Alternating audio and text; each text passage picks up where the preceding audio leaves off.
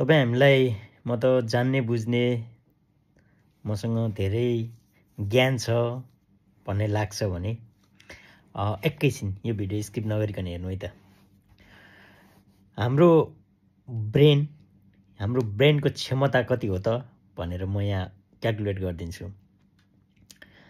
हाम्रो ब्रेनभित्र भएको न्युरोन्सको सङ्ख्या नै 80 to 100 बिलियन्स, 80 देखि 100 बिलियन्स हाम्रो न्युरोनको सङ्ख्या छ र एउटा न्युरोन्सको डाटा स्टोरेज क्षमता नै 80 to 82, 80 देखि 82 जिबी छ भनेदेखि अब यो क्याल्कुलेट गर्दा कति हुन्छ होला सोचिहेर्नु त। त्यति क्षमता हामीसँग छ, त्यति डाटा हामी स्टोरेज गर्न सक्छौँ भनिसकेपछि एकजना मान्छेले म जान्ने बुझ्ने भनेर आफूलाई भन्दै गर्दा उसँग कति डाटा भयो भने ऊ जान्ने बुझ्ने व्यक्ति हुन्छ होला।